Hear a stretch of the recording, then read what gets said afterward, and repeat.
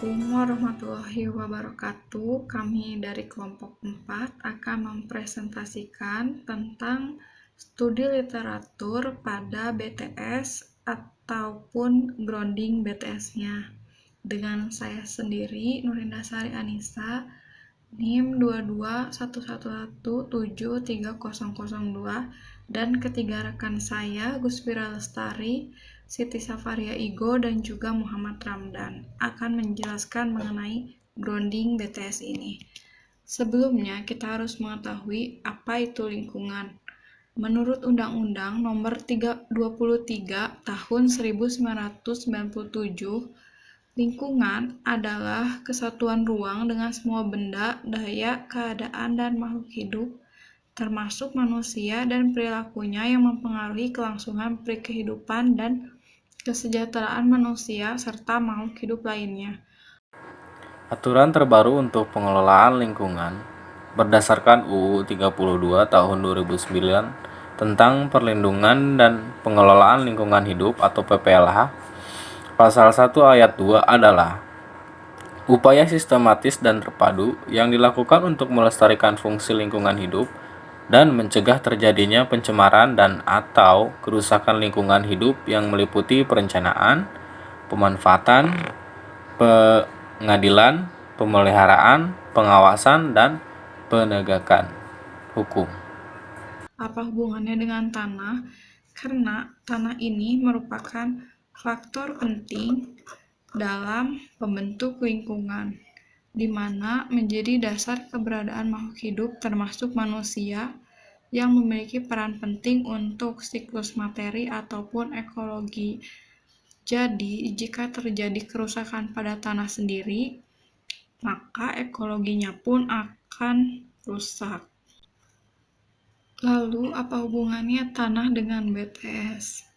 BTS sendiri berdiri di atas tanah. Untuk mengetahui nilai tahanan dari groundingnya yang memenuhi kriterianya, maka perlu diketahui mengenai kadar airnya, mineral atau garamnya, keasamannya, dan teksturnya. Jika daerah yang bertekstur pasir, maka akan sulit mendapat tahanan yang diperlukan untuk grounding BTS. Bisa dilihat pada gambar 1, terdapat masalah berubahnya tanah atau wilayah kering yang menjadi padang pasir. Menurut laporan UNEP tahun 1991, di dunia ini terdapat lebih dari 6,1 miliar hektar tanah yang kering. Di antaranya, 900 juta hektar merupakan wilayah yang sangat kering, yaitu gurun pasir. Hal ini akan menjadi masalah yang besar karena sekitar 70% dari keseluruhan wilayah itu kering di dunia, atau 1/4 luas dari permukaan buminya sendiri. Untuk di daerah Indonesia, contohnya di Pangandaran yang kemungkinan besar dapat menjadi daerah padang pasir. Dan untuk mengetahui lebih lanjut mengenai BTS, peraturan pada BTS-nya sendiri, grounding-nya, dan juga analisis apa yang menjadi masalah yang disebabkan oleh BTS dan mengenai biological magnification-nya sendiri akan dijelaskan oleh ketiga rekan saya. Baik, di sini saya akan membahas tentang BTS. Nah, BTS adalah sebuah infrastruktur telekomunikasi yang memfasilitasi komunikasi nirkabel antara piranti komunikasi dan jaringan operator. Piranti komunikasi penerima sinyal BTS bisa telepon, telepon seluler, dan jaringan nirkabel. Sementara operator jaringannya seperti GSM, CDMA, ataupun platform CDMA. BTS mengirimkan dan menerima sinyal radio ke perangkat mobile dan mengkonversikan sinyal-sinyal tersebut menjadi sinyal digital untuk selanjutnya dikirim ke terminal lainnya untuk proses sirkulasi pesan ataupun data. BTS sendiri terdiri dari 3 bagian utama, yaitu tower, shelter, dan feeder. Nah, dari ketiga komponen tadi, yang bisa lebih jelas kita lihat yaitu tower. Nah, Di bawah tower itu biasanya ada sebuah bangunan yang berukuran kecil, sekitar 3 kali 3 meter. Nah, bangunan ini yang disebut sebagai shelter. Di dalam shelter terdapat kombiner, modul per carrier, core modul atau modul power supply, fan, pendingin, dan AC to DC converter. Operasi sistem BTS adalah dengan alur jaringan. Nah, operasi sistem BTS ini dapat diilustrasikan sebagai berikut. Yang pertama, terpancar data atau sinyal dari ponsel yang diterima oleh antena, di mana data atau sinyal tersebut dipancarkan lewat udara dalam area coverage shell BTS. Kedua, data atau sinyal yang diterima antena disampaikan melalui feeder atau kabel antena.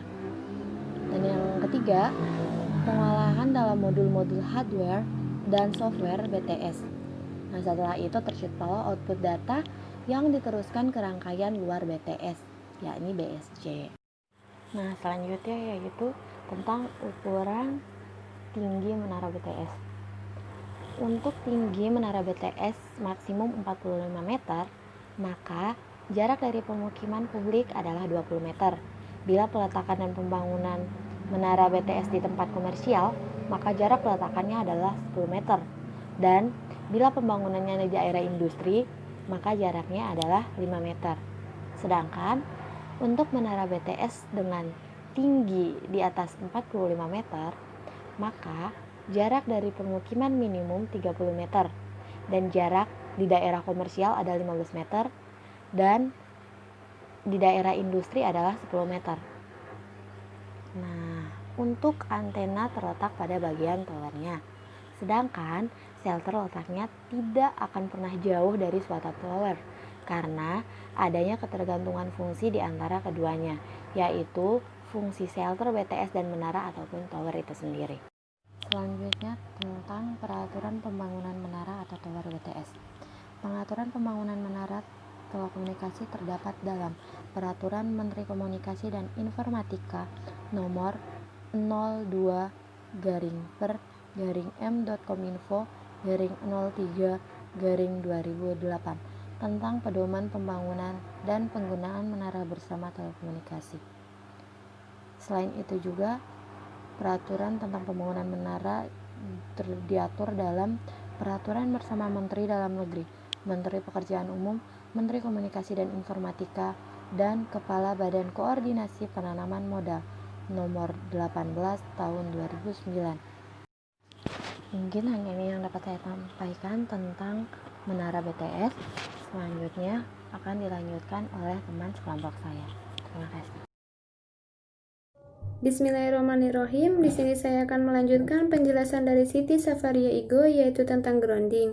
Grounding adalah sebuah benda logam yang ditanam di dalam tanah yang memiliki fungsi untuk menyerap muatan listrik serta memiliki massa yang bersifat netral dan volume yang luar biasa tinggi sehingga mampu untuk menyerap dan menetralkan muatan listrik sebesar apapun.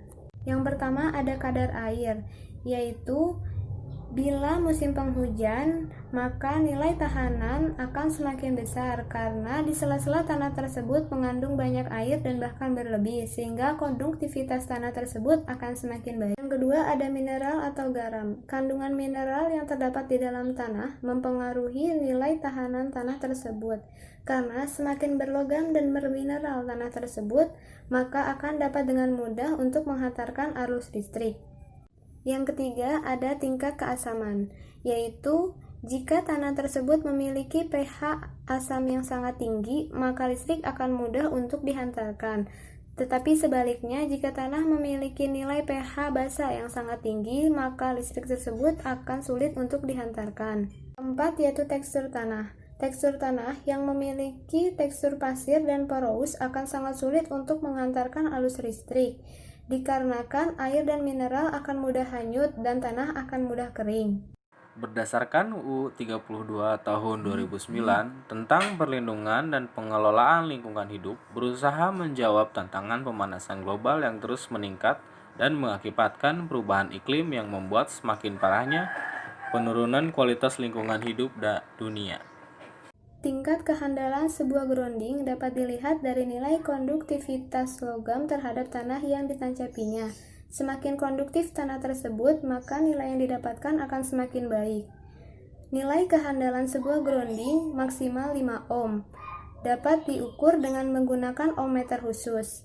Tetapi untuk mendapatkan nilai tersebut, tidak semua area dapat dengan mudah untuk mendapatkannya, karena ada beberapa macam faktor yang mempengaruhi kondisi tanah tersebut, antara lain, berdasarkan karakteristik tanah yang telah dijelaskan tersebut, ada beberapa macam teknik grounding yang dapat digunakan.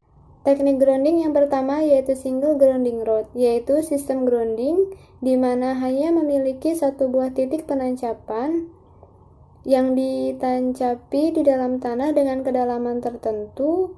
Biasanya untuk tanah yang memiliki konduktif nilai logam yang sangat tinggi akan dapat dengan mudah untuk mendapatkan nilai tahanan sebesar 5 ohm. Tetapi untuk nilai tahanan yang di bawah 5 ohm harus dipasang beberapa single grounding rod. Teknik grounding yang kedua yaitu parallel grounding rod, di mana dalam sistem ini dipasang grounding rod di dalam tanah dengan jarak 3 meter dan membentuk cincin atau cakar ayam untuk mendapatkan nilai tahanan maksimal 5 ohm. Teknik grounding yang ketiga yaitu multiple grounding rod.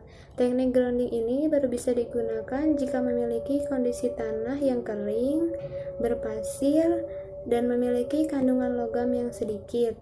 Teknik ini yaitu dengan cara dilakukan pemindahan tanah ke tanah yang memiliki nilai logam yang lebih tinggi sehingga listrik akan mudah untuk dihantarkan.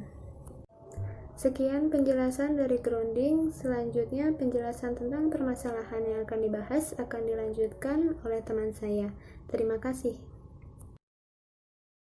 Bismillahirrahmanirrahim. Pada bagian ini, saya akan menjelaskan tentang analisis permasalahan lingkungan yang terjadi pada grounding BTS atau Base Transceiver Station.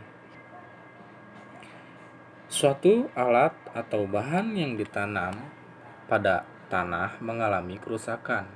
Pada kasus ini, bahan yang digunakan adalah besi. Besi digunakan sebagai bahan untuk membuat grounding pada suatu BTS karena memiliki ketahanan yang cukup baik.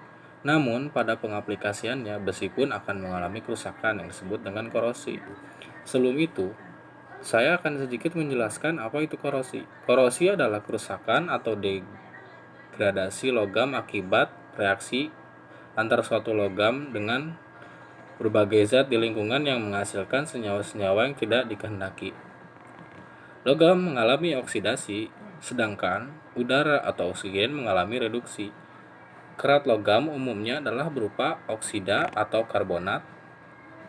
Rumus kimia karat besi adalah Fe2O3.NH2O, suatu zat padat yang berwarna coklat merah.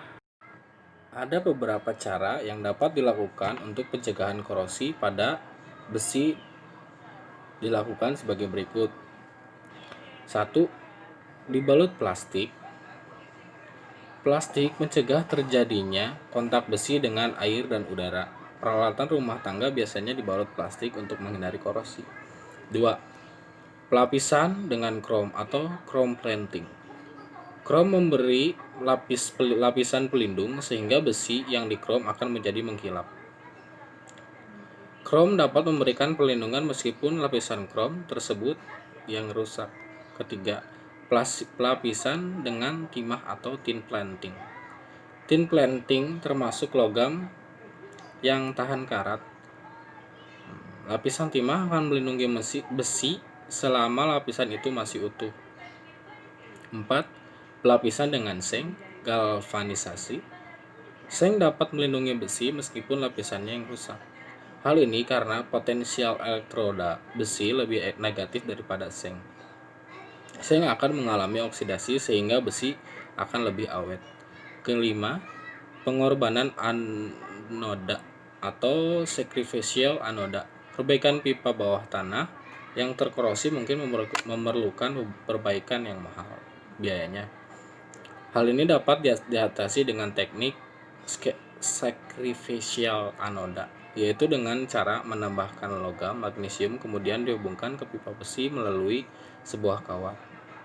Logam magnesium ini akan berkarat, sedangkan besi tidak karena magnesium merupakan logam yang aktif.